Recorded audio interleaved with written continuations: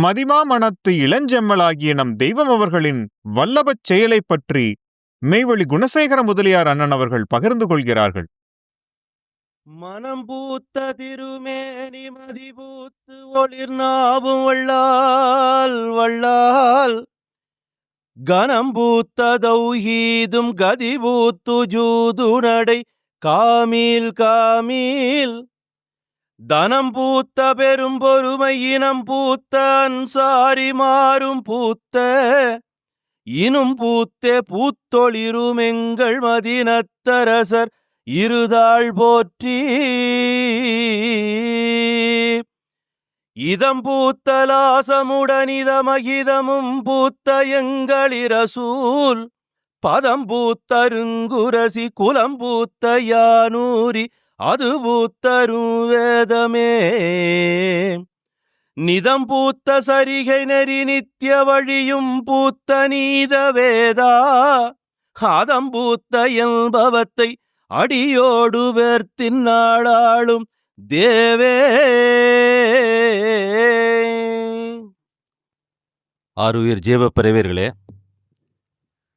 அண்ணன்மார்களே, அக்காமார்களே, சகோதர சகோதரிகளே, எல்லாருக்கும் நமஸ்காரம். நேற்று இப்போ மணி சொன்ன மாதிரி நாம் ஒரு கருவியாக தான் தெய்வத்தால் உபயோகப்படுத்தப்படுறோம். ஒரு தூலத்தையும் அவங்க அந்த பொக்கணத்தில் வச்சு பூட்டிக்கிற போது அது தன்னுக்கு இந்த மெய்வழியை நிலைநாட்டுறதுக்கு எந்த விதத்திலையாவது ஒரு நாள் உபயோகப்படும் அப்படின்னு தான் அதை எடுத்துக்கிறாங்க தெய்வம். அந்த லக்குக்கு நேராக நாம் ஏதோ ஒரு விதத்தில் அந்த தேவ ஊழியத்துக்கு பெருமானவர்கள் இந்த உலகத்துக்கு அவங்க பட்ட பாட்டை, அவங்க எடுத்துக்கிட்ட முயற்சி, இந்த மனிதகுலம் அழியவே கூடாது, சாகவே கூடாது, எந்த ஒரு மனுவும் சாக பிறந்தவன் என்று என் முன்னால் நீ நிரூபிக்கக்கூடிய எந்த ஒரு வேதத்தை வைத்து நிரூபிக்க முடியாதுன்னு நம்ம தெய்வம் சவால் விட்டுருக்காங்க. அதை யாராலையும் உடைக்க முடியாது. ஏன்? அது சத்தியமேன சத்தியம். ஏன் படைச்சவங்களே சொல்லும் போது இப்படி முன்ன வந்த பெரியவர்கள் யாரும் இதை சொல்லலை, இப்படி சொல்லலை. ஏன்னா அவங்களுக்கு அந்த அதிகாரம் இல்லை. ஏன்? அவங்க நம்மளை படைக்கலை. ஆனால் நமக்கு தெய்வமாக வந்தவங்க, நமக்கு ஆசானாக வந்தவங்க, நமக்கு தாயா வந்தவங்க, தந்தையா வந்தவங்க எல்லாமே நம்ம தெய்வம். அவங்க எப்படி வந்தாங்கன்னா நம்மளை படைச்சவங்க வந்தாங்க. அதனால தான் நம்மளுடைய இயல்பான குறைகள், இந்த குறை மனத்தில் பிழை இருக்கு இல்லையா, அந்த குறைகளெல்லாம் அவங்க ஒரு பொருட்படுத்துறதில்ல. ஏன்? தான் படைக்கும் போதே இது 96 தத்துவத்தை வச்சு தான் படைச்சிருக்கு, இது 100 ஆனால் வழி இந்த குறைகளெல்லாம் இதுக்கு போகாதுன்னு அவங்களுக்கு தெரியும். ஆகையினால இது எடுத்து இப்போ வலையில் போட்டோம், நண்டு தேளு பாம்பு எல்லாமே எடுத்து உள்ளே போட்டாச்சு. ஒரு கால் அதை மீனாக மாற்றி திருப்பி அதை நீந்த விடுவோன்ற ஒரு பேராசை, தென்னன் பேராசைவாரின்னு சொல்கிற மாதிரி அந்த பேராசையினால் அவங்க கிடைச்சதெல்லாம், கையில் கிடைச்சதெல்லாம் வாரி அள்ளி உள்ளே போட்டாங்க. அப்போ மணி சொன்ன மாதிரி நாம் இதை வாங்கி இது ஏதோ நல்ல பிரசங்கம் கேட்டோம், நல்லா பேசுனாங்க, அண்ணா பேசுனாங்கன்னா எனக்கு சர்டிஃபிகேட்டே வேண்டாம். ஏன்னா நான் அவங்க திருநோக்குக்கு, தெய்வத்தோட திருநோக்குக்கு நான் யோக்கியன்னு அவங்க ஒரு வார்த்தை ஒரே ஒரு க்ஷண நேரம் சொன்னாங்களோ அதுதான் எனக்கு பெரிய பாக்கியம். இங்கே எதுக்கு நாம் கூடியிருக்கோம் அப்படின்னா, அவங்கள நம்புகிற அந்த உள்ளமானது அவங்க நாமத்து மேலே நம்பிக்கை வச்சு, அவங்க மேலே நம்பிக்கை வச்சு அவங்கள தெய்வமாக ஏற்றுக்கிட்ட ஒரு உயிரானது, ஒரு ஜீவனானது வீண் போகப்படாது. அவங்கள கடைசி வரைக்கும் அந்த ஜீவனானது வழிபட்டு கடை தேர்றதுக்கு நம்மால் இயன்ற அந்த தேவ ஊழியம் அதை செய்யணும் அப்படின்றது தான் நோக்கு. மணி நிறைய தடவை இதை பற்றி பேசியிருக்கா போல. நம்ம இன்றைக்கி ஏதோ ஒரு 4 பேர் கேட்டாங்க, 4 பேருக்கு நம்ம சொல்லிட்டோம், அவ்வளோதான், நம்ம வேலை முடிஞ்சு போச்சுன்னு இருக்கக்கூடாது. நாம் யாருக்கு சொன்னோமோ அந்த சொன்னவங்களை கடைசி வரைக்கும், நாம் இருக்கிற வரைக்கும், நாம் தூலம் இருக்கிற வரைக்கும் அதை நாம் வழிநடத்தி கொண்டு போகிறது நம்மளோட கடமை. இப்போ அங்கத்தினராக சேரும்போது நிறைய பேர் நம்ம பார்த்துருப்போம், அண்ணாங்களுக்கெல்லாம் தெரியும். சபையில் சேரத்துக்கு முன்னே தெய்வமே சபையில் சேர்த்துக்கணும், உத்தரவு வேணும்னு உன்னை யாரா கூட்டி வந்ததுன்னு கேட்பாங்க. அவர் யார் கூட்டி வந்தாரோ அந்த ஊருக்காரு அவர் ஜவாப் சொல்லணும். ஜவாப் ஏன் சொல்லணும்னா, அவருக்கு உண்டான லாப நஷ்டம் ஃபுல்லாக இவர்கிட்ட கேட்கப்படும். நாளைக்கு அவர் சரியில்லை, அவர் வேற மாதிரி போனார் அப்படின்னா யார் அவரை கூட்டியாந்து அங்கே விட்டாரோ அவர் தான் வந்து தெய்வத்துக்கு பதில் சொல்லணும். ஆக அது ஒரு ஒரு ஒரு பந்தமாக, ஒரு பிணையாக தெய்வம் ஒவ்வொருத்தருக்கும் வச்சிருக்காங்க. எந்த ஒரு தூலத்தை எடுத்தாலும் அவங்க சேரும்போது பார்த்தீங்கன்னா, ஒருத்தர் அவங்களுக்கு பிணை வைப்பாங்க. அப்படித்தான் வந்து அவங்களுடைய அந்த முறைமை இருக்கும். ஆக இந்த இதுவ வாங்கி நாம எவ்வளோக்கெவ்வளவு அசை போட்டு, அந்த அசை போடும்போது அந்த ஒரு படிப்பினோட சுவைக்காகவோ, அந்த வாக்கினோட சுவைக்காகவோ, இல்ல நம்ம அறிவில அது பூக்குதே, அந்த பூப்பு கொடுக்கக்கூடிய மகிழ்ச்சிக்காகவோ அதை எடுத்துக்காத, சத்தியமாக அந்த உள்ளத்துல வந்து அந்த உணர்வு பூர்வமாக, உணர்வுல தைக்கிற அளவுக்கு நம்ம தெய்வம் நமக்காக இவ்வளவு பாடுபட்டு தங்களுடைய பொன்னான திருமேனியை இழைச்சி இதை நமக்கு ஊட்டியிருக்காங்களே, அவங்களுக்கு நாங்க திருப்பி நாம என்ன கைமாறு செய்ய போறோம், நம்ம எந்த அளவுக்கு நன்றி உள்ளவங்களா அவங்களுக்கு இருக்கணும் அப்படின்ற இந்த ஒரே ஒரு நோக்கத்தை வச்சு தான் திருப்பி அசை போடணும். இப்போ இவருக்கு அண்ணாக்கு பார்த்தீங்கன்னா அவருக்கு ஒன்று தெரியும், எனக்கு ஒன்று தெரியும், அக்காவுக்கு ஒன்று தெரியும், அவங்களுக்கு ஒன்று தெரியும். இது தெரியறது பெருசு இல்லை. என்ன தெரிஞ்சுக்கிட்டோம், தெய்வத்தை எப்படி தெரிஞ்சுக்கிட்டோம், இதுதான் முக்கியம். நிறைய தெரியறது நமக்கு இதுவும் இல்லை. தெய்வம் வந்து வாக்கியத்தில் சொல்றாங்க, எம்மிடமிருந்து வெளியாகிறதுல கோடியில ஒரே ஒரு அணுவை பிடிச்சிக்கிட்டு நீ அந்த ஒரு வைராக்கிய திடத்துல ஏறினேன்னா அது உன்னை முக்தி வீட்டில் கொண்டு போய் சேர்க்கும்ன்றாங்க. நமக்கு இங்கே கூடினது எதுக்கு, மெய் வழியில தலை வச்சது எதுக்கு அப்படின்னா, நாம எவன் கைப்படாம முத்தி அடையணும். அதுக்கு அவங்க என்ன உழவு வச்சு எடுத்து வச்சிருக்காங்களோ அந்த சாதாரண, அதாவது ரொம்ப சுலபமான உழவு, அவங்க சொற்படி நடக்கிறது, அவங்க சொல்லின் மேத மாறாத பிரியாத ஒரு அன்பு கொண்டு ஒழுகுதல். இதுதான் வந்து நமக்கு தாரக மந்திரம். இதை தொடர்ந்து நேற்று நம்ம பூர்த்தி பண்ண இடத்துல இருந்து தொடரலான்னு இருக்கேன். தொடரலாங்களா? சரி.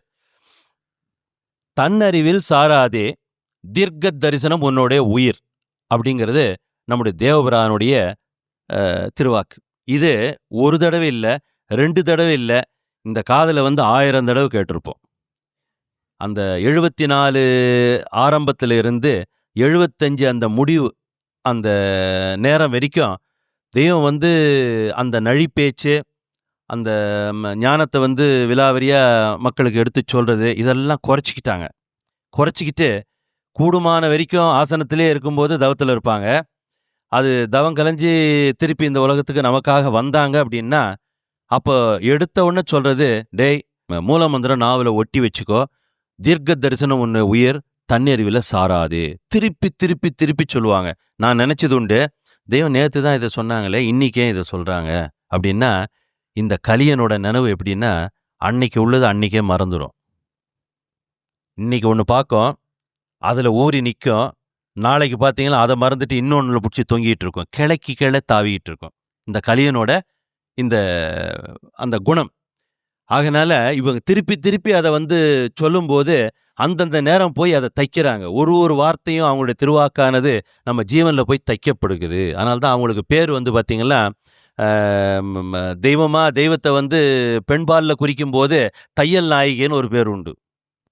அம்பாளுக்கு வந்து ஒரு பேர் வந்து தையல் நாயகின்னு பேர். திருப்பி திருப்பி திருப்பி தம்மனோட நினைவுல வந்து அவங்க இந்த வார்த்தைகளை வச்சு தைக்கிறாங்க. ஏன் அப்படின்னா, இவனோட நினைவுல அது என்னைக்கும் நிலைச்சு நிற்கணும். கொஞ்ச நேரம் கொஞ்சம் அசந்தா போல மாறினா போல இருந்தாலும் அடுத்த நினைவு உடனே மாத்திக்கணும். ஏன், கலியனுக்கு நினைவு மாறுறது ஓயா மாறி, இது மாறுறது சகஜம்தான். இப்போ உட்காந்து ஒரு 3 ஹவர் இதை வந்து நம்ம கேட்போம்.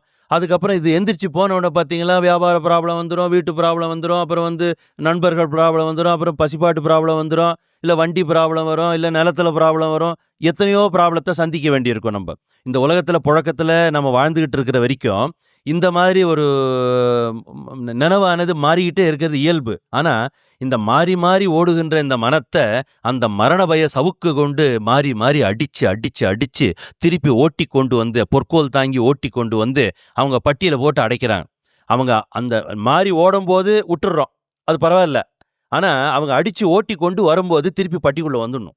பட்டிக்குள்ளே வரல, அங்கேயும் முரண்டு பிடிச்சி பள்ளை தாடு மாதிரி இருந்தோம் அப்படின்னா கஷ்டமாயிடும். அப்போ அவங்க அடித்து ஓட்டிகிட்டு வரும்போது நாம் பட்டிக்குள்ளே வந்து பூந்துக்கணும். அவங்க அந்த பொற்கோல் தாங்கி ஓட்டி கொண்டு வராங்க. அவங்க திருவாக்க ராகரகமாக இறக்கி அந்த ஓங்கார வரி வீசும் அந்த மாமனத்தை நமக்கு இறக்கி வைக்கிறாங்க. அதை வாங்கி வாங்கி வாங்கி உண்டு புஜபல தாஷ்டீகர்களாக ஆகணும்ன்றது அவங்களுடைய பேராசை. அவங்க பிள்ளைங்கள்லாம் பார்த்தா எல்லாம் நம்மளை பார்த்தா நோஞ்சா மாதிரி தான் இருக்குது. ஆனால் அவங்களுக்கு என்ன ஆசை அப்படின்னா, நம்ம புள்ள வந்து இந்த அருளமுதத்தை உண்டு புஜபல தாஷ்டீகனா மாறணும் அப்படின்றது அவங்களுடைய திருவுள்ளம்.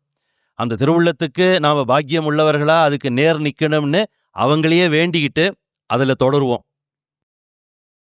நம் தெய்வம் அவர்கள் தன்னறிவில் சாராதே தீர்க்க தரிசனம் உன் உயிர் என்பதை ஏன் எடுத்து வைத்தார்கள் என்பது பற்றி பகிர்ந்து கொள்கிறார்கள். இந்த தன்னறிவில சாராதே தீர்க்க தரிசனம் உன்னோட உயிர் அப்படின்றது எதுக்காக எடுத்து வச்சாங்க அப்படின்னா, நேத்தே நம்ம பேசணும். நம்மளுடைய அந்த மாளிகையில தெய்வமும் ஆசனம் போட்டு கொலுவிட்டு இருக்காங்க. சைத்தானும் ஒரு ஓரமா குத்துக்கால் போட்டு உட்கார்ந்துருக்கான். அவனுக்கு வந்து கால சம்மணம் அகண்டு உட்கார்றதுக்கு இடம் கொடுத்தோம்னாலே கூட போச்சு. சம்மணம் கொஞ்சம் அகண்டாலே போச்சு. அதுக்கப்புறம் நம்மள கொஞ்சம் அகட்டிடுவான். அதனால அவனுக்கு ஒரே ஒரு மூலையில அவனை நேத்து பேசணும். இந்த தேகம் இருக்கிற வரைக்கும் சைத்தானை நீங்க வெளியில தள்ள முடியாது. அந்த ஜீவப்பிரயாண அந்தஸ்து நமக்கு தெய்வம் வந்து இனாமாக பரிசுபதமாக அளக்கும் போது அவங்க அவனை ஒரு வழியா வெளியில பிடிச்சி கழுத்தை பிடிச்சி வெளியில தள்ளிட்டு அவங்க முழுமையா அவங்க ஆட்சி பீடத்தை பிடிச்சிக்கிறாங்க.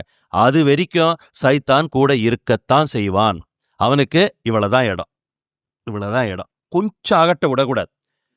அந்த அந்த ஒரு நிலையிலேயே அவனை வச்சுக்கிறதுக்காக தான் தெய்வம் வந்து நமக்கு இத்தனைய சூதானங்களையும் அந்த புத்தி சூதானங்களை நமக்கு சொல்லி இறக்கி வச்சிருக்காங்க.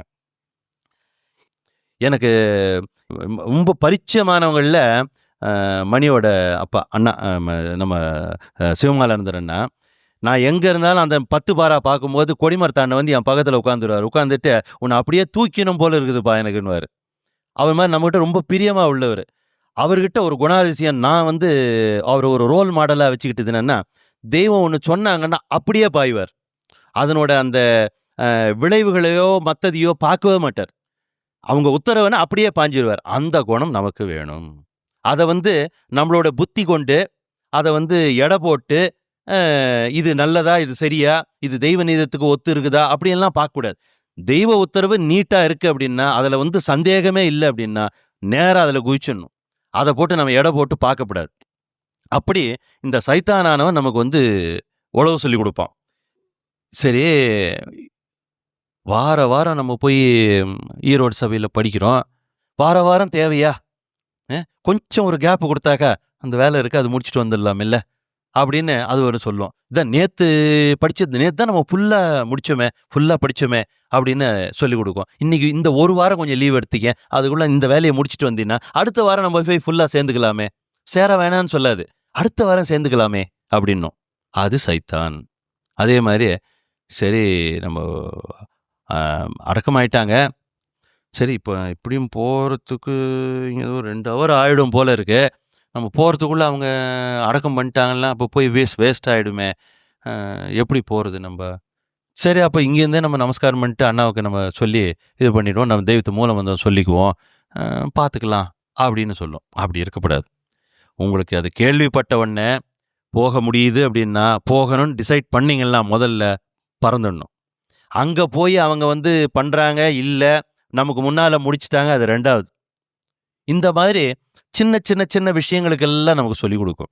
நைட்டு வந்து 10-12 மணி வரைக்கும் படிக்கணும் அப்படின்னா, சரி இன்றைக்கி தான் காலையிலேருந்து ஒன்றா ஒரு 200 கிலோமீட்டர் சுற்றி இருக்கோம், உடம்பெல்லாம் ஒரு மாதிரி வலிக்குது, சரி இன்றைக்கி ஒரு நாள் ரெஸ்ட் எடுத்துக்கோமே, நாளைக்கு போய்டுவோமே. ஏன்னா எப்படியும் மணி அண்ணன் வந்து 10-12 டெய்லி படிக்கிறாங்க போனால், இன்றைக்கி இல்லைன்னா நாளைக்கு போய்க்குவோம் என்ன அப்படின்னு சொல்லி கொடுக்கும். இல்லை, அதாவது இந்த உடலில் வயசாக ஆக இப்போ எனக்கு அக்காவை பார்த்தேன்னா எனக்கு வந்து பொறாமையாக இருக்குது. ஏன் அப்படின்னா அக்கா வயசில் நான் எப்படி இருப்பேனோ தெரியாது. அவங்க அந்த வைராக்கியத்தில் முடியல உடம்பு, ஆனால் உட்காந்துக்கிட்டு 2 ஹவர் 3 ஹவர் இருக்கிறாங்களே, நமக்கு கொஞ்ச நேரம் உட்காந்தாக்கா இந்த லைட்டாக வலிக்கிற மாதிரி இருக்கு, அப்புறம் அந்த முதுகு கொஞ்சம் வலிக்கிற மாதிரி இருக்கு அப்படின்னு நினைக்கிறோம் இல்லை, அதுக்கு இடம் கொடுக்கக்கூடாது. இந்த வைராக்கியம், அந்த வைராக்கிய மணிக்கம்பத்தில் வந்து நம்ம அதை இறுக்கி கட்டி பிடிச்சாதான் அது அந்த இடத்துல சுற்றி வரும். எப்படி மாடானது அந்த தலை அடித்து அந்த இதில் விட்டுட்டாங்கன்னா மேயணும், ஆனால் அந்த வரம்புக்குள்ளே மேயணும். அப்போ அந்த தலை அடித்ததை எடுக்கக்கூடாது. ஆப்பா இறைந்தார்ன்றாங்க இல்லையா, அந்த ஆப்பு வந்து பிடுங்க முடியாது. அந்த மாதிரி தெய்வம் அறிஞ்சு வச்சிருக்காங்க. அதை நம்ம பெரும் முயற்சி கொண்டு பிடுங்கிறதுக்கு பார்க்குறோம். இல்லை, அது வேண்டாம். நம்ம தன்னறிவில் சாரக்கூடாது. தன்னறிவுன்றது சைத்தானுடைய அறிவு. அதை கொஞ்சம் சூதானமாக சொல்லியிருக்காங்க. தன்னறிவுன்றத சைத்தானுடைய அறிவுன்னு சொல்லாத சூதானமாக சொல்லியிருக்காங்க. தேவனின் நாமத்தை ருசி பார்க்கின்ற கூட்டத்தில் நாம் இன்றே சேர்ந்து கொள்ள வேண்டும் எச்சரிக்கிறாங்க தீர்க்க தரிசனத்துல. ஏன் அப்படின்னா, சரி தினந்தோறும் தான் பண்றாங்க, நாளைக்கு போய் நம்ம சேர்ந்துக்கலாமே நீ இருக்காதே. ஏன் இன்னைக்கு விட்டேன்னா விட்டது போச்சு. இந்த வெளியில எல்லாம் பார்த்தீங்கன்னா, இந்த பிளாட்ஃபாரத்தில் எது எடுத்தாலும் ₹1 சொல்லிட்டு ஒரு பொருள் விற்பான். அவனோட டெக்னிக், அதாவது அந்த பிஸ்னஸ் டெக்னிக் பார்த்தீங்கன்னா, சார் எது எடுத்தாலும் ₹1 என்ன, காலி விட்டா கம்பெனிக்கு லாபம், காலி விட்டா கம்பெனிக்கு லாபம்னு சொல்லிக்கிட்டே இருப்பான். எனக்கு இது ரொம்ப நாளாக புரியல. காலி விட்டா கம்பெனிக்கு லாபம்ன்றானா, அது எப்படி லாபம் அப்படின்னு அவனே கேட்கலான்னு ஒரு தடவை கேட்டேன். என்னப்பா நீ காலி விட்டா கம்பெனிக்கு லாபம்ன்றியே, அது என்ன வார்த்தை எனக்கு புரியலப்பான்னு. இல்லை சார், ₹1 நான் இந்த பொருள் உங்களுக்கு கொடுக்குறேன், இந்த பொருளை நீங்கள் வாங்கலைன்னா அவர் தான் கம்பெனியா, எனக்கு அது லாபம் சார், இதை நான் ₹4 விற்றுருவேன், அதுதான் நான் சொல்கிறேன் சார்னு அவன் சொல்கிறான். அப்போ இது இந்த இன்னைக்கே அதை வாங்கிடணும் அப்படின்றது. நீ இன்னைக்கு வாங்கிட்டா ₹1, இன்னைக்கு விட்டுட்டீங்கன்னா அது எனக்கு லாபம் ஆகிடும் அப்படிங்கிற. அப்போ இன்னைக்கு நாம் வாங்கிட்டோம்னா நமக்கு லாபம் அது. ஆக இன்னைக்கே நாம் அந்த தேவனுடைய நாமத்தை ருசி பார்க்கின்ற அந்த கூட்டத்தில் நாம் சேர்ந்து கொள்ள வேண்டும் அப்படின்றது தீர்க்க தரிசனமாக நமக்கு எச்சரிப்பு கொடுக்குறாங்க. நல்ல வழிதனை நாடு, நல்ல வழிதனை நாடு, எந்த நாளும் பரமனை நத்திய தேடு, நல்ல வழிதனை நாடு, எந்த நாளும் பரமனை நத்திய தேடு, வல்லவர் கூட்டத்தில் கூடு. வல்லவ மீறிய யதார்த்தம் ஒன்று வந்ததே, எவனுடைய வல்லபத்தை மீறக்கூடிய வல்லபம், அது நம்ம தெய்வத்தோட வல்லபம். அவங்க தான் வல்லவர். வல்லவரோட நாமத்தை ருசி பார்க்கின்ற அந்த கூட்டம் வல்லவர் கூட்டம், அடியார் கூட்டம். அந்த கூட்டத்துல நீ சேருன்றாங்க.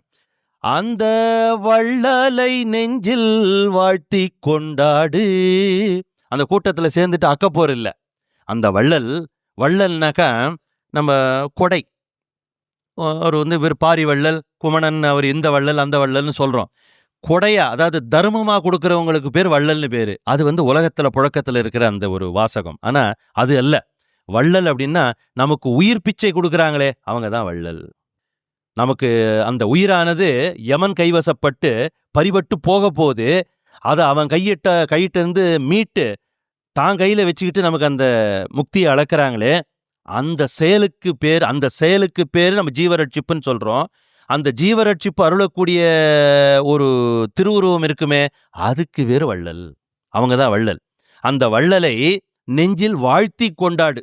நீ இந்த கூட்டத்துக்கு, வல்லவர் கூட்டத்துக்கு ஏன் சேர்றோம் அப்படின்னா, அவங்கள நெஞ்சில வாழ்த்தி கொண்டாடுறதுக்கு, ஒருத்தருக்கு ஒருத்தர் பகிர்ந்துக்கிறதுக்கு. நான் மறந்தாலும் நீங்க ஞாபகப்படுத்தணும், நீங்க மறந்தா நான் ஞாபகப்படுத்தி, ஒருத்தருக்கு ஒருத்தர் அவங்க நம்ம நினைவில் இருந்து மாறாது இருக்கிறதுக்கு நாம பழகிக்கணும். அதுக்காக தான் இந்த சத்சங்கமே கூடுறது. சத்சங்கம், அதாவது வெளியூரில் இருக்கும் மெய்வழி மக்கள் கூடி படித்தல் பற்றி நம் தெய்வம் அவர்களின் உத்தரவை பகிர்ந்து கொள்கிறார்கள். நம்ம தெய்வம் அடிக்கடி உத்தரவு பண்ணுவாங்க. நாங்க முதல்ல திருவெரும்பூர்லாம் கூடி படிக்கிறது இல்லை. மொத்தம் ஒரு 15 பேர் 20 பேர் இருந்தோம். ஆனா கூடி படிக்கிறது இல்லை. சாலைக்கு வர்றது, நேரம் கிடைக்கும் போது சாலைக்கு வந்துடுறது போறது, அப்படித்தான் இருந்தோம். தவிர்த்து இல்ல. ஒரு தடவை கலைமானந்தர் வந்தாருங்க. வந்தபோது என்ன இங்கெல்லாம் கூடி படிக்கிறீங்களா அப்படின்னு கேட்டேன். அப்படின்னு கேட்டேன். எங்களுக்கு தெரியாது, அது கூடி படிக்கணுன்றது தெரியாது. அதுக்கப்புறம் இவர் என்ன பண்ணார், அதை போய் தெய்வத்துக்கிட்ட சொல்லியிருக்கிறார். தெய்வமே, இந்த மாதிரி திருவெரும்பூர் போயிருந்தேன், அங்கே யாருமே கூடி படிக்கிறது இல்லை தெய்வமே அப்படின்னு போய் சொல்லியிருக்காரு. அடுத்த தடவை நாங்கள் தரிசனிக்கு போகும்போது, ஏன்டா அவங்க ஊரில் நீங்கள் கூடி படிக்கிறது இல்லையான்னு ஞாபகமாக கேட்டாங்க தெய்வம். அதாவது அந்த தாயினோட கருணை. எத்தனையோ பேர் வராங்க, கோடானு கோடி பேர் வராங்க, நமக்கு வெவ்வேறு ஊர்லேருந்து வெவ்வேறு பிள்ளைங்க வராங்க. அதை ஞாபகம் வச்சிருந்து கரெக்டாக கேட்குறாங்க. ஏன்டா நீங்கள் உங்கள் ஊரில் கூடி படிக்கிறது இல்லையா? இல்லை தெய்வமே, படிக்கல. அண்ணா வந்தாங்க தெய்வமே, கலைமாந்தர்ண்ணா வந்தாங்க, இந்த மாதிரி சொன்னாங்க, எங்களுக்கு அப்போ தான் தெரியும் தெய்வமே, அடுத்த வாரத்துலேருந்து படிக்கிறது. சரிடா கூடி படிங்க அப்படின்னு விட்டாங்க. ஏன்னா தெரியாதுன்றது உண்மையை ஒத்துக்கிட்டான், அதை நமக்கு அறிவுறுத்துறாங்க. அப்போ கூடி படிக்கிறதுன்றது ஏன் வச்சாங்கன்னா, சாலைக்கு வர்றது உண்டு, சாலைக்கு போகணும், சாலையில் வணங்கணும், வணக்கத்தில் கலந்துக்கணும், எல்லாம் உண்டு. ஆனால் நம்ம ஊரில் இருக்கிறவங்க கூடி படிக்கணும்னு தெய்வம் சட்டம் வச்சாங்க. மெட்ராஸில் உள்ளவங்களுக்கு, தெய்வமே இங்கே கூடி படிக்கிறதுக்கு இடம் சரியா இல்லை தெய்வமே. ஏன்டா உங்கள் ஊரில் கடல் இருக்குது இல்லைன்னாங்க. இருக்குது தெய்வமே, கடற்கரையில் உட்காந்து படிங்கடாண்ணா. ஒரு சமயத்தில் படித்தாங்க. மெட்ராஸில் கடற்கரையில் உட்காந்து கூடி படிச்சுருந்தாங்க. அப்போ தான் இந்த சின்ன சின்ன இந்த மதிப்பில் அடங்கா மாணிக்க பரிசு, அந்த மாதிரி சின்ன சின்ன லீஃப்லெட்ஸ் எல்லாம் ஃப்ரீயாக கொடுக்க சொன்னாங்க. அப்போ அந்த கூடி படிக்கிறதுன்றது முக்கியமானது. நம்ம ஏற்கனவே பேசியிருக்கோம். ஒரு அவங்க நாமத்த ருசி பார்க்கின்ற அந்த இடத்துல ஒரு ஜீவன் இருக்கு. அது கூட 2வது ஜீவன் வந்து உட்கார்ந்ததுன்னா, 3வதா தெய்வம் இருக்கிறாங்களாம். இப்ப நாம மட்டும் தனியா இருந்தா இருக்க மாட்டான். நாம மட்டும் தனியா இருந்தா நாம மட்டும் தனியா இருந்தா நினைவு எங்க தெரியுமா போவும்? அது எங்க போகணுமோ அங்க போகும். அது இல்ல. இப்ப 2 பேர் இருக்கும்போது, நீங்க என்ன பார்க்குறீங்க, நான் உன்ன பார்க்குறேன். அப்ப நாம எத பங்கிக்கிறதுக்கு வந்திருக்கோம்? தெய்வத்தோட அந்த திருநாம பெருமைய பங்கிக்கிறதுக்கு வந்திருக்கோம். அப்ப அதுல ஒரு கருத்து இருக்கும். 2ம் கூட்டு சேர்ந்ததுன்னா ஸ்ட்ராங் ஆகும். இந்த சத்சங்கத்தினோட வல்லமையே அதுதான். அதுதான் அந்த சத்சங்கத்துல கூடி வேற பிரச்சனை கிடையாது. அந்த வள்ளலை நெஞ்சில் வாழ்த்தி கொண்டாடு. இதுக்கு தான் தெய்வம் அதுக்கு படிக்க சொல்லியிருக்காங்க. இரவா வரமருள வேண்டும் அப்படின்னு அவ்வை பிராட்டி கேட்குறாங்க தன்னோட ஐயன்கிட்ட. இரவா வரமருள வேண்டும் அப்படின்னு கேட்குறாங்க. ஐயன் சொல்றாங்க, இவங்கள டெஸ்ட் பண்றாங்க. இனி பிறந்து விட்டால் கேட்குறாங்க. நின்னை மறவாத வரம் வேண்டும். பிறக்கக்கூடாது வரம் கேட்குறாங்க. அதுக்கு உண்டு இல்லைன்னு சொல்லாத, இனி பிறந்து விட்டால் அப்படின்னு கேட்குறாங்க. அப்பெல்லாம் பெரியவர்கள் வந்து 1 வரி 2 வரி சமிக்கை பாஷை அவ்வளோதான். அதை குறியா இருந்து பார்த்து பிடிச்சி ஏறினாதான் இது கடத்தேறும். நமக்கு அப்படி தெய்வம் அப்படி இல்லை. பசிப்பாடு முடிஞ்ச போட்டு வலுக்கட்டாயமாக கொண்டாந்து இழுத்து உட்கார வச்சு மணிக்கணக்கில் இவருக்கு வந்து சொல்லி என்ன அப்படி புகுத்தி இருந்தும் இந்த சைத்தானோட வேலை இப்படி வேலை செய்யுது. அப்போ இனி பிறந்து விட்டால் அப்படிங்கிறாங்க, நின்னை மறவாத வர வேண்டும். ஏன் நின்னை மறவாத அந்த ஒரு நிலை இருந்ததுன்னா இறக்க மாட்டான், இறக்கலைன்னா பிறக்க மாட்டான், பிறக்கலைன்னா இறக்க மாட்டான். இது ஒரு விஷய சர்க்கிள். அதுக்கு தான் அந்த பெருமாட்டி அந்த அறிவாகார ரூபம் இல்லையாது, அது அந்த மாதிரி கேட்குது. பிறந்து விட்டால் நின்னை மறவாத வர வேண்டும் அப்படின்னு. அப்ப அந்த நின்னை மறவாத நிலையை எப்படி நமக்குள்ள அதை ஊர்ஜிதப்படுத்திக்கிறதுன்னா சத்சங்கம். இதுக்கு தான் தெய்வம் கூடி படிக்க சொல்றாங்க. இப்ப நான் ஏதோ ஒரு வேலையில் நான் எங்கேயோ கொஞ்சம் மூழ்கி இருந்துட்டேன் அப்படின்னா, அட்லீஸ்ட் அந்த கூடி படிக்கிற நேரத்தில் ஒரு அண்ணா சொல்றார், அண்ணா நம்ம வந்து தெய்வத்தை வந்து 24 மணி நேரத்தில் எவ்வளோ நேரம்னா நம்ம வந்து அவங்கள நினைக்கிறோம். ஒரு மணி நேரம் கூட இல்லையாண்ணா, மூல மந்திரம் ஒரு எப்போ நடக்கும் போதெல்லாம் சொல்லு, ஓடும் போதெல்லாம் சொல்லு, பாடும் போதெல்லாம் சொல்லுங்கிறாங்களே, நம்ம ஒரு நாளில் என்ன ஒரு 10 தடவை சொல்கிறோமா? நைட்டு ஒரு 16 தடவை சொல்கிறோம், காலையில் எழுந்துக்கும் போது ஒரு 16 தடவை சொல்கிறோம்.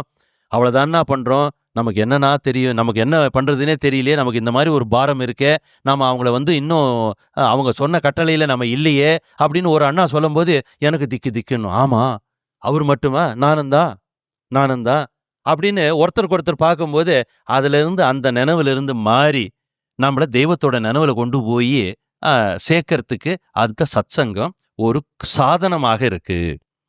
இந்த சைத்தான் சொன்னான்னு சொன்னோம் இல்லைங்களா, தினம் ஏன் போறி இதே பேசிட்டு இருக்கீங்க. சில பேர் சொல்லுவாங்க, இந்த மெய்வழிச்சால ஆளுங்க கூட பேசணும்னா சதா நேரம் அவங்க இந்த சாவை பற்றி தாங்க பேசிட்டு இருக்காங்க, ஒரு நல்ல வார்த்தையே கிடையாதுங்க அவங்க கிட்ட அப்படின்னு சொல்லுவாங்க. ஆனால் தினந்தோறும் ஏன் அதை நம்ம பேச போகிறோம்னா, ஒரு நாள் நமக்கு வரப்போகுது. அந்த நாளில் தெய்வ உத்தரவு பிரகாரம் அவங்க திருவுள்ள அந்த இச்சை பிரகாரம், ஒரு கொம்புல இருந்து இன்னொரு கொம்புக்கு இந்த குருவி தாண்டுதே அனாவசியமா, அந்த மாதிரி அது இருக்கணும்டா.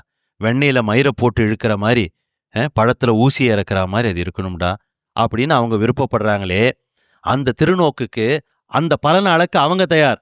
ஆனால் நாம் வாங்கறதுக்கு இந்த பாத்திரம் அதுக்கு ஏற்ற மாதிரி இருக்கணுமே, அந்த பாத்திரத்தை சரி பண்ணுறதுக்குத்தான் தினந்தோறும் தீனம் தொடர்ந்தோரை தொடர்ந்து கொண்டணைக்கும் சஞ்சீவி வான வேதாந்த சஞ்சீவி, வான வேதாந்த சஞ்சீவி, ஒரு வள்ளல் கொடுத்தவா சுகியின் சஞ்சீவி, வான வேதாந்த சஞ்சீவி.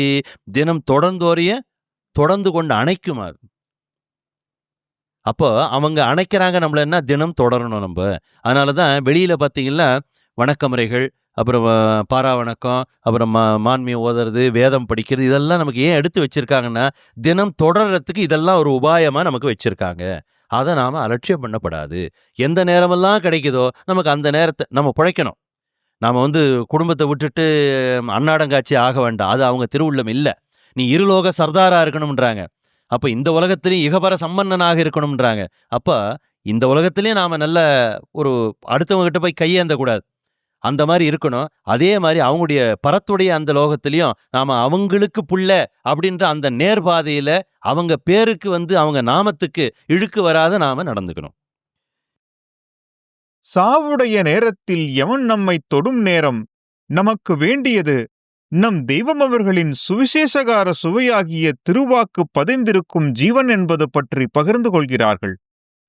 எழிலோங்கு சம்பூரண உயிர்களிப்பில் வாய்மை துலங்கா நின்ற பன்னலங்கார நன்னலல் தவழும் அழகொளிர் ஒலிப்பிழம்பின் தற்பராபர நிச்சலாதிய சிற்சவாரடன சுவிசேஷகார சுவையினாலே.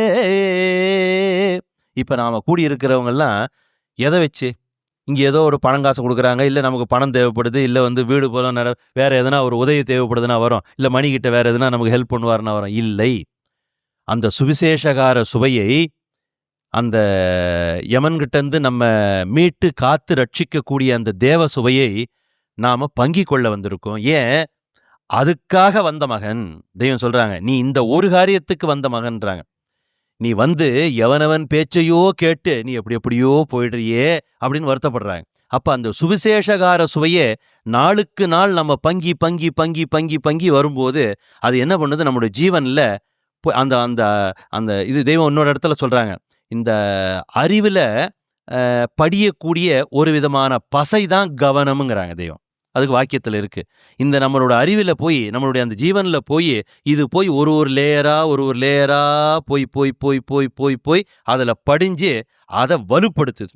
அப்போ அதை வலுப்படுத்தும் போது அந்த நேரம் வருது. அந்த நேரம் வரும்போது அவன் தொட்டு பார்ப்பான். யாராக இருந்தாலும் தொட்டு பார்ப்பான். காலகாலன் யமகாலன் பரமபதம் பெற்றாலும் தொடவே பார்ப்பான். பரமபதம் இப்பெல்லாம் நமக்கு தெய்வம் பரமபதத்தை இனாமா முத்திரிச்சு கொடுத்துட்டாங்க. டே இது நீ தொட்டேன்னா அவனுக்கு உண்டுடான்ட்டாங்க. ஆனால் பரமபதம் பெற்றாலும் தொடவே பார்ப்பான். அவன் தீண்டுவானான். அவன் தீண்டுறவனை நாம் எந்த அளவில் அந்த சத்திய பக்தியோடு இந்த நம்ம வாழ்நாளில் ஜீவித்திருந்தோம் அப்படின்றத வச்சு அந்த நேரத்தில் அவன் தொடும்போது அவனுக்கு ஷாக் வரும். தொட்டவன இது நம்மளது இல்லை, இது அவங்க சொத்து அப்படின்னு அவனுக்கு தெரியும். அப்போ எடுத்துருவான். ஆனால் தொடுவான்.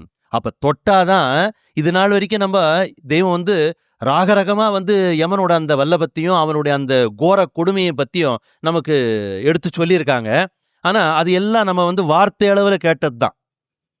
வார்த்தை அளவில் கேட்ட ஒருத்தர் ஆப்ரேஷன் பற்றி சொல்கிறார். ஒரு டாக்டர், இந்த இப்படி எடுக்கணும், இந்த பக்கம் இந்த சி செக்ஷனில் சிசரியன் பண்ணணும் அப்படின்னு இதெல்லாம் சொல்கிறாங்க, படிக்கிறோம். ஆனால் அது ஆக்சுவலாக செய்யும்போது அப்போ அந்த அனுபவம் வேற, இது வேற. வார்த்தை அளவில் கேட்டது வேற, காலேஜில் ஆக்சுவலாக பண்ணும்போது வேற. அது மாதிரி நாம் வார்த்தை அளவில் தான் யமனுடைய அந்த ஒரு கோர கொடுமையை பற்றி கேள்விப்பட்டிருக்கோமே தவிர்த்து நாம் அதை அனுபவிக்கல. தெய்வம் அந்த யமனுடைய எல்லையை தாண்டி அவங்கிட்ட மிஞ்சி ஏறி அவனை வென்று அந்த கோரத்தை கண்டு நம்மகிட்ட சொல்றாங்க. அப்ப அவங்க சொல்றது காட்சி, நாம கேட்கறது வெறும் வார்த்தை. அப்ப இவனுக்கு என்னன்னு தெரியாதே. அப்ப தெய்வம் நமக்கு என்ன கொடுத்தாங்கன்றது அந்த நேரம் தான் அடாடா, இப்பேற்பட்ட ஒரு கோர கொடுமையிலிருந்து நம்மளை தெய்வம் காப்பாத்திருக்காங்களே, நாம இதுக்கு தெய்வத்தை ஐயோ நம்ம வாழ்நாளில் நம்ம சாதாரணமா நினைச்சிட்டோமே அப்படின்னு அடிச்சுக்கிட்டு அழுவாராம். இந்த ஒரு உணர்வை அவனுக்கு கொடுக்கலன்னா அவன் அதை புரிஞ்சிக்க மாட்டான். அதுக்காக தான் அப்ப இவன் இப்ப நம்மளை அந்த சாகடிச்சு கொண்டு போக முடியாது, தவத்தில் ஏற்றி நம்மளை கொண்டு போக முடியாது. அதனால தான் அந்த நேரத்தில் தொட்டு காட்டி அதுக்கப்புறம் கூட்டிட்டு போறான். அப்பதான் இதனோட அருமை தெரியும். நிழலினோட அருமை வெயில்ல போனாதான் தெரியும்ன்றாங்களே, அது மாதிரி. அப்ப இந்த சுவிசேஷகார சுவையை நாம பங்கி பங்கி பங்கி வரும்போது அது போய் ஜீவன்ல ஒரு அதுக்கு ஒரு அரணாக அமையுதான். அரணாக அமையுது. அந்த அரணை உடைச்சிக்கிட்டு யமனால வர முடியாது. இது நமக்கு இப்படி இறக்கி வச்சிருக்காங்க தெய்வம். ஆனா முன் வந்த பெரியவர்கள்லாம், இப்ப அருணகிரிநாதர் பெருமான் பெரிய ஒரு விஞ்ஞானி, வள்ளல், அதாவது ஒரு ஜீவனுக்கு உயிர் கொடுக்கக்கூடிய வல்லபம் உடையவர்கள். அவங்க என்ன சொல்றாங்க, அவங்களும் அந்த நேரத்தை எதிர்பார்க்குறாங்க. இதெல்லாம் சரி, தவத்தில் விளைஞ்சாங்க, இருந்தாலும் அவங்களும் அந்த நேரத்தை எதிர்பார்த்து ஐயன்கிட்ட வேண்டாங்களாம். என்ன? கார்மாமிசை காலன் எதிர்ப்படில் களப தேர்மாமிசை காப்பாய் பெருமாளே அப்படின்னு கேட்குறான். அந்த கார்மாமிசை காலன் அவன் என் முன்னால் அந்த எதிர்ப்படும் போது இந்த களப தேர்மாமிசை நீ என்னை காக்க வேணும், என்னை காக்கிறது நீ தான். அப்படின்னு சொல்றாங்க. நம்ம பாட்டையா வந்து தெய்வத்தை என்ன சொல்றாங்க? எனக்கேற்க நிற்பவரை ரட்சிப்பதும் உன் மனம்தான். அவங்களுக்கு அவங்க காலகட்டத்துல அவங்ககிட்ட அவங்கள விரும்பி கல்வியாலும், கேள்வியாலும் விரும்பி அவங்க மேல ஒரு பிரீதி உற்று சில அவங்க கூட வந்து சேராத இருந்திருக்கலாம். ஆனா அவங்கள விரும்பின ஜீவர்கள் இருக்குமே, அந்த ஜீவர்களுக்கெல்லாம் கூட நீ தான் அளக்கணும் அப்படின்னு நம்ம தெய்வத்துக்கிட்ட கேட்டுக்கிறாங்களாம் பாட்டையா. அப்ப இது என்ன ஒரு வல்லவமா இருக்கு. இந்த வல்லவத்தை ஏன் நமக்கு வந்து அபரிமிதமா நம்ம வீட்ல வந்து பதார்த்தங்கள் குவிஞ்சு கிடக்கு. அதனால அந்த பதார்த்தம் வந்து என்ன ஒரு பாடுபட்டு அதை உண்டாக்கி சம்பாதிச்சு நமக்கு ஆக்கி கொடுத்துருக்காங்கன்னு நமக்கு தெரியல. அடுத்தவங்க அதை சொல்லும்போது என்ன பண்ணையார் வீட்டில் இந்த மாதிரி பதார்த்தம்லாம் வச்சு நான் அதை பார்த்ததே இல்லை, 80 வயசு ஆச்சு, என் வயசு காலத்தில் நான் பார்த்ததே இல்லைன்னு நான் சொல்லும்போது ஓஹோ இது பெரிய பதார்த்தம் போல இருக்கு. அப்போதான் நமக்கு தெரியுது. அப்போ அந்த அளவில் அந்த நினைவில் அந்த அளவில் அதில் நம்ம ஊனி ஊனி ஊனி பழகணும். இந்த தன்னறிவில் சாடுறதுன்றது வந்து உங்களுக்கு சமயம் கிடைக்கும் போதெல்லாம் நீங்கள் ஒருத்தருக்கு ஒருத்தரே பரிமாறிக்கிங்க. அது ரொம்ப ரொம்ப ரொம்ப ரொம்ப முக்கியம். ஏன் அதை தெய்வம் அடிக்கடி உறுதிப்படுத்தி சொல்லியிருக்காங்க, தன்னறிவில் சாராதே அப்படின்னு. பின்னால் அதை பற்றி இன்னும் 2-3 பாயிண்ட் வருது, அப்போ சொல்கிறோம். இந்த வடநாட்டில் வந்து சீக்கியர்கள் மதம் நம்ம கேள்விப்பட்டிருப்போம். அந்த பரம்பரையில் வந்தவங்க, அதாவது குரு பாபா நானக் தேவ்ஜி அவங்க பரம்பரையில் வந்தவங்களுக்கு சந்த் குருஸ் அப்படின்னு SANT சந்த் குருஸ்ன்னு அவங்களுக்கு சொல்கிறாங்க. சந்த் அப்படின்னாக்கா தமிழாக்கம் பண்ணி பார்த்தீங்கன்னா சந்தம். சந்த் அப்படின்னா சந்தம்.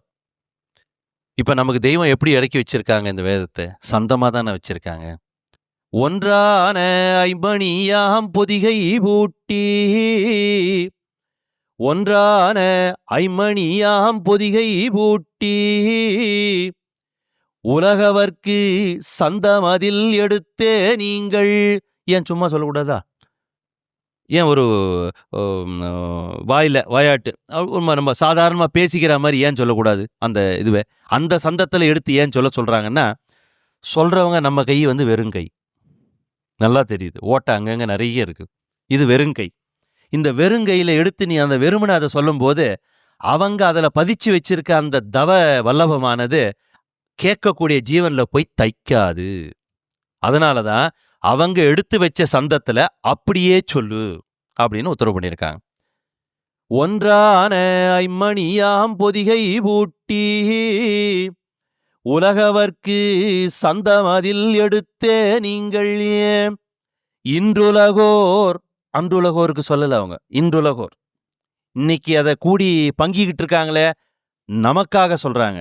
இன்றுலகோர் வாக்கு மலம் மலம் போடிய, இந்த வாக்கு மலம், மனத்தில் உண்டான மலம் இதெல்லாம் பொடியணுமா.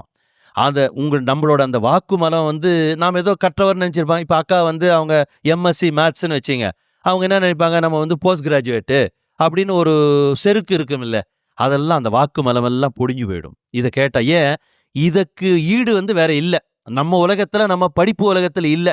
தெய்வாதவன் நிறைய இடத்துல சொல்கிறாங்க, உன் படிப்பு உலகத்தில் இது இல்லை, முடிஞ்சு போச்சு. அப்போ அந்த வாக்கு மலம் அந்த உலகத்தோருக்கு அந்த சந்தமதில் ஏன் எடுத்து சொல்கிறாங்கன்னா, அந்த வாக்கு மலம் பொடியணுமா.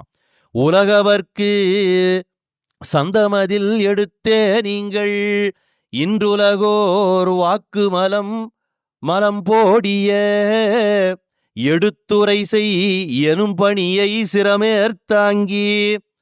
அதை சொல்றாங்க, இதை என்னோட வாக்கு எடுத்து என் பிள்ளையாகிய நீ இன்றுலகோருக்கு அவங்க வாக்கு மலம் பொடியற மாதிரி அதை எடுத்து நீ அவங்களுக்கு அதே சந்தத்தில் சொல்லு. அதோட உன் வேலை முடிஞ்சு போச்சு. அதுக்கு மேலே நீ ஒன்றும் பேசாத. அது போய் என்ன அவங்களுக்கு வேலை செய்யணுமோ அந்த வேலையை அவங்க பார்த்துக்குவாங்க. நாம் அதுக்கு காரியம் இல்லை. என்ன நமக்குன்னா, மக்களை பரமடிய சந்நிதியில் சார வைக்கும் பரோபகாரத்தை செய்வதே இந்த திருப்பணி, இதே இந்த சபைக்கு வேலை அப்படின்னு நமக்கு உத்தரவு பண்ணியிருக்காங்க. அப்போ இன்றுலகோர் வாக்கு மலம் மலம் போடிய, எடுத்துரை செய்யரும் பணியை சிரமேற்தாங்கி. அதை சும்மா சொல்லக்கூடாது. அதான் தெய்வம் வந்து எடுத்து சொல்ல சொன்னாங்களேன்னு டக்குன்னு அங்கே வந்து உட்கார்றது, உடனே எடுத்து மைக்கை பிடிக்கிறது, உடனே கடன்னு நோ, அப்படி இல்லை. குன்றேறும் தணிகையரின் சுதனாம் எங்கள்ளி. அப்போ பாருங்க, பாடுபட்டது ஃபுல்லாக தெய்வம், நம்ம தெய்வம். அந்த பலனை எடுத்தது ஃபுல்லாக அவங்க தான். அந்த பலனை நமக்கு முழுவதும் கொடுக்கறது அவங்க தான். ஆனால் அதை கொடுக்கும்போது தங்களோட ஐயனை தனக்கு கொடுத்தவங்கள கூட சேர்த்திக்கிறாங்களே. குன்றேறும் தணிகையரின் சுதனாமெங்கள் குருமார்க்க நாதரிட பாதம் போற்றி. என்ன சும்மா சொல்லாதறாங்கிறாங்க. இன்னாருடைய புள்ளன்னு சொல்லு. நீ சும்மா சொல்லாத, என்ன நான் இன்னாருடைய புள்ள அப்படின்னு நாம் அந்த மாதிரி சொல்கிறோமா? நாம் எங்கள் ஆண்டவங்க, எங்கள் அப்பா வந்து எங்கள் ஆண்டவங்க, எங்கள் தந்தை வந்து எங்கள் ஆண்டவங்க அப்படின்னு நாம் என்ன கொஞ்சம் மனசு, அதாவது அந்த ஒரு சந்தோஷத்தோடு எங்கடா நம்ம சொல்கிறோமா? சொல்லணும். இன்னார் புள்ள நான் சொல்லு, தைரியமாக சொல்லு, என்ன பயம், சொல்லு அப்படிங்கிறார். அதனால தான் ஒரு முன்னாடி பழைய இதிலெல்லாம் அக்காவுக்கு தெரியும், ஆண்டவங்களேன்னு நமஸ்காரம் பண்ணுவாங்க, ஆண்டகைன்னு அந்த திருப்பத்தூரில் இருக்கும் போதெல்லாம் சொல்லுவாங்க. இங்கே சாலைக்கு வந்து தான் டேய் தெய்வமேன்னு சொல்லி நமஸ்காரம் பண்ணான்னு உத்தரவு பண்ணாங்க. ஏன் நீ காஷாயம் கட்டிட்டு தெய்வமேன்னு நமஸ்காரம் பண்ணும்போது வெளியில் ஒருத்தன் அதை பார்த்தான், அவன் என்னன்னு நினைப்பான், அவனோட உள்ளத்தில் அது தைக்குமிடாங்கிறாங்க. அப்போ குன்றேறும் தணிகையரின் சுதனாமெங்கள் குருமார்க்க நாதரிட பாதம் போற்றி.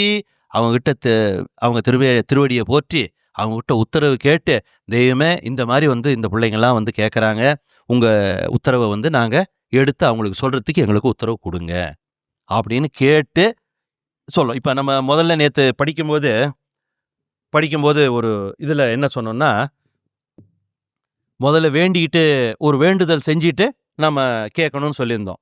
அது நம்மளோட சொந்த அறிவில் வச்சு அதை பண்ணதில்லை. இந்தா சொல்கிறாங்களே, வேண்டிக்கிட்டு நீ சொல்லுடாங்கிறாங்க. உலகத்தோருக்கு சொல்லு, ஆனால் என்னை வேண்டிக்கிட்டு, நான் இன்னாருடைய புள்ளன்னு வேண்டிக்கிட்டு அப்புறம் சொல்லு அப்படிங்கிறாங்க. தென்திசையின் கைலாய ஔஷதத்தை, இது மரணத்தை போக்கக்கூடிய ஔஷதம். தென்திசையின் கைலாய ஔஷதத்தை தெளிந்தறிய உலகவர்க்கு செப்புவோமே. அப்போ இந்த ஒரு அடிப்படையில் அவங்களோட வேண்டிக்கிட்டு அது செய்யறதுன்றது வந்து ஒரு முக்கியமான காரியம். அந்த சந்தத்தில் வந்து அவங்களுடைய தவத்தை இறக்கி வச்சிருக்காங்க. பராபர வள்ளலும் பண்ணியதவங்களி பாமாலையாகவே பாரினில் ஓங்க. அந்த பராபர வள்ளலும் பண்ணியதவங்களி பாமாலையாகவே பாரினில் ஓங்க. அந்த பாமாலையில் ஒரு சந்தம் வச்சு கொடுத்துருக்காங்க. அந்த சந்தத்தோடு அந்த செவித்துளையில் புகுத்தி கொள்றதுக்குத்தான் நாம் இந்த தூலத்தை எடுத்து இவ்வளவு பாடுபட்டு வந்தது. இந்த எத்தனையோ கோடி ஜீவர்களில் ஒரே ஒரு ஜீவனானது வந்து இந்த மனித பிறவி எடுத்து வருது. அந்த எடுத்து வந்த மனித பிறவியில் கோடானு கோடியில் ஒன்னே ஒன்று அவங்களோட திருத்தொனிக்கு செவி சாய்க்குது. இதுதான் அதி துல்லப வல்லபம்னு சொல்றது. அதாவது இது வந்து கிடைக்கவே முடியாது, கிடைக்கவே கூடாது, அதாவது கிடைக்கவே ஆகாது. ஆனால் நமக்கு கிடைச்சிருக்கு. எப்படின்னா அவங்க திருவுள்ளம். இந்த ஒரு சந்தோஷம் இருக்கு பாருங்க, இந்த சந்தோஷத்திலேயே உடலானது உள்ளமானது பூரிக்கணும்.